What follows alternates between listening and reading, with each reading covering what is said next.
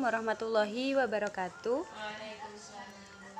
Baik, dalam kesempatan yang berbahagia ini, saya Aprida Nur Afifah, kelas PPAA, akan mempresentasikan ayat yang mengandung tasbih, majaz, dan kinayah dalam Al-Quran Juz 12.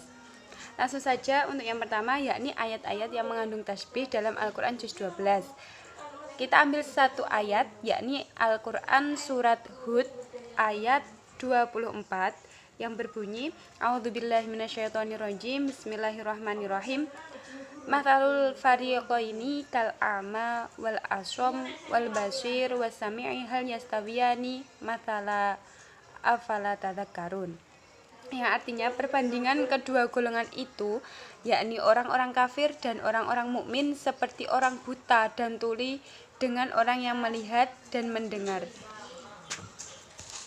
Adakah kedua golongan itu sama dalam keadaan dan sifatnya? Maka tidaklah kamu mengambil pelajaran daripada perbandingan ini. Dari sini kita mengetahui bahwa ayat yang mengandung tasbih yakni kal a'ma wal asom. Kal a'ma wal asom. Yang mana artinya seperti orang yang buta dan tuli.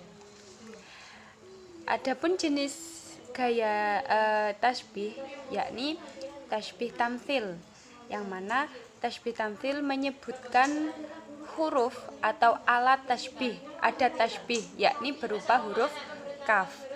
Jadi kal a'ma. Nah, di sini ada huruf kaf, jadi dia termasuk ke dalam kategori tasbih tamtsil. Kemudian adapun tasbih ayat ini yakni tasbih mufassal antara musyabbah dan musyabbah bih, disebutkan wajah syabahnya, wajah syabah, atau di mana, di titik mana keserupaan antara musyabbah dan musyabbah bih. Yakni di sini adapun orang buta dan tuli itu disamakan dengan orang kafir dalam sifatnya. Sifat antar orang kafir dengan orang yang buta dan tuli itu sama. Jadi dia termasuk ke dalam tasbih mufassal. Adapun untuk alasan penggunaan tasbih pada ayat ini, yakni orang kafir diserupakan dengan orang buta dan tuli, dan orang mukmin disamakan dengan orang yang dapat melihat dan dapat mendengar. Bagaimana di sini diketahui bahwa orang yang dapat mendengar dan melihat lebih mudah untuk mendapat petunjuk, untuk lebih mendapat ketetapan dari Allah, itu lebih mudah bagi orang yang dapat melihat dan juga dapat mendengar. Beda dengan orang yang tuli, dia tidak dapat mendengar. Dia orang yang buta, dia tidak dapat melihat petunjuk-petunjuk yang diberikan oleh Allah Subhanahu wa taala. Dan untuk estetika penggunaan tasbih di sini, yakni orang buta dan orang tuli, orang buta, orang tuli dengan orang yang dapat melihat, dapat mendengar itu sangat berbeda jauh atau lawan kata. Jadi orang yang buta dan tuli itu dia dapat melihat dan mendengar, tidak dapat melihat dan mendengar. Kalau orang yang dapat melihat dan mendengar itu orang-orang mukmin. Karena pada dasarnya orang yang dapat melihat itu dapat mengetahui indahnya dunia, mengetahui indahnya ciptaan-ciptaan Allah. Nah, itu. Jadi orang yang mukmin diberi petunjuk oleh Allah, sedangkan orang kafir itu tidak. Jadi orang kafir sendiri dia mendapatkan petunjuk itu sulit. Begitu. Yang kedua yakni ayat yang mengandung kinayah dalam Al-Quran Juz 12. Di sini kita ambil contoh ayat yakni Al-Quran Surat Yusuf ayat 4 yang berbunyi, A'udzubillahi minasyaitonirrajim, Bismillahirrahmanirrahim. Idz qala Yusufu li abihi ya abati inni ra'aitu ahada asyara kaukaban wasyamsa wal qamara ra'aituhum li sajidin. Yang artinya, ingatlah ketika Yusuf berkata kepada ayahnya, wahai ayahku, sesungguhnya aku bermimpi melihat 11 bintang, matahari dan bulan, kulihat semuanya sujud kepadaku. Di sini adapun kata atau kalimat yang mengandung majaz, yakni lafadz sajidin yang rujuknya kembali kepada ahada asyara kaukaban wasyamsa wal qamar. Yakni di sini kata sujud yakni identik dilakukan oleh manusia, oleh makhluk dalam sholat 5 waktu. Dalam sholat itu sujud hanya dilakukan oleh manusia atau orang yang mempunyai akal. Tetapi di sini kata sujud ini disandarkan kepada bintang, matahari, dan bulan. Adapun jenis gaya majaz pada ayat ini yakni kata sujud yang mana termasuk dalam majaz isti'arah makniyah, yakni keserupaan antara arti yang dipakai dengan makna aslinya dan menyebutkan musyabbah bihnya. Begitu untuk jenis atau gaya majaz. Adapun alasan penggunaan majaz di sini yakni kata sujud yang disandarkan kepada bulan, bintang, dan matahari ini sebagai ciptaan Allah atau sebagai ciptaan keagungan atau tanda keagungan Allah Subhanahu wa taala. Jadi di sini makhluk, bukan hanya makhluk tapi benda sebagai keagungan dari Allah Subhanahu wa taala. Yang mana benda tersebut kita simbolkan makhluk, bukan makhluk, ciptaan Allah itu bersujud kepada Nabi Yusuf. Yang mana Nabi Yusuf ini akan mengajarkan, akan menyampaikan wahyu dari Allah Subhanahu wa taala. Jadi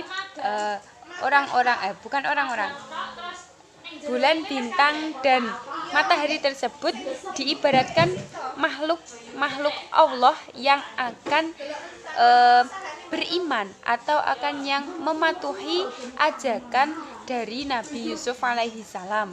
Begitu untuk alasan penggunaan majaz dalam ayat ini.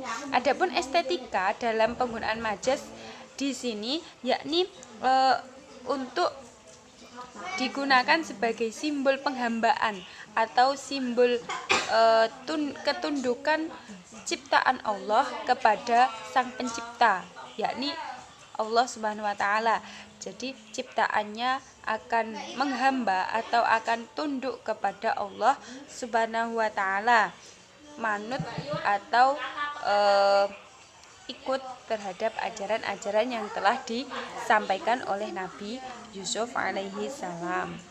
Itu untuk majaz. Untuk yang terakhir yakni ayat yang mengandung kinayah dalam Al-Quran juz 12, yakni Al-Quran surat Hud ayat 49 yang berbunyi A'udzubillahi minasyaitonirrajim, Bismillahirrahmanirrahim. Tilka min amba'il ghaibi nuhiha ilaika ma kunta ta'lamuha anta wala qaumuka min qabli hadza fasbir innal 'aqibata lil muttaqin. Yang artinya itu adalah di antara berita-berita penting tentang yang gaib dan kami wahyukan kepadamu Muhammad.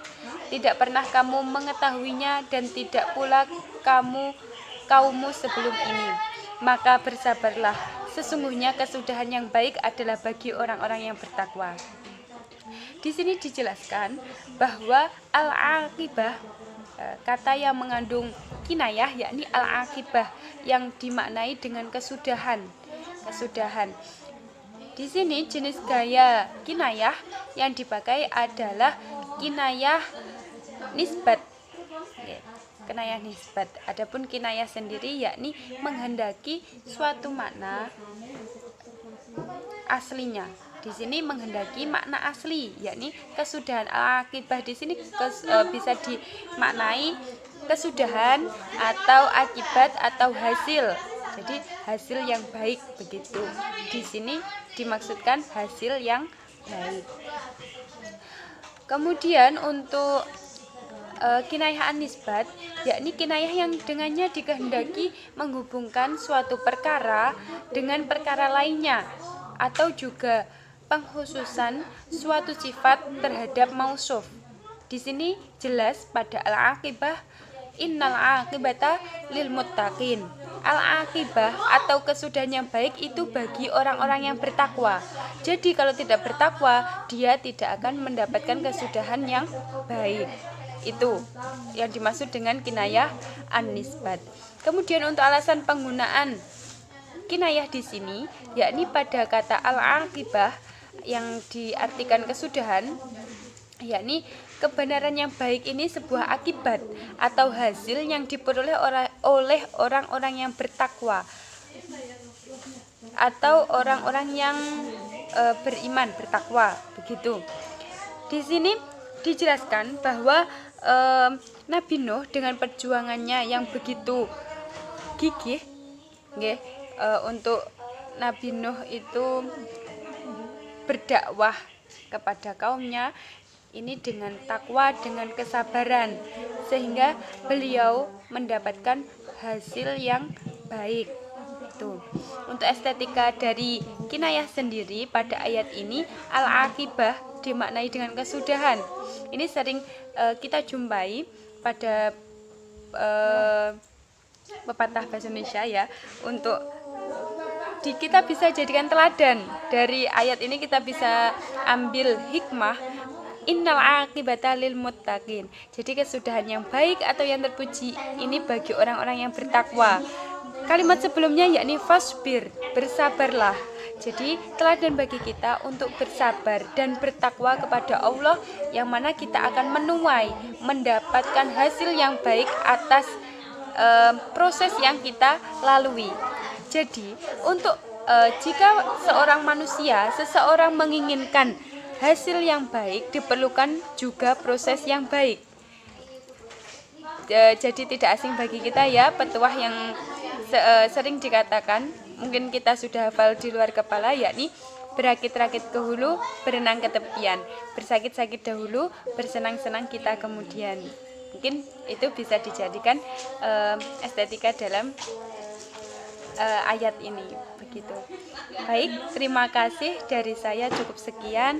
Ada kurangnya mohon maaf. Ihdinas siratal mustaqim. Wassalamualaikum warahmatullahi wabarakatuh.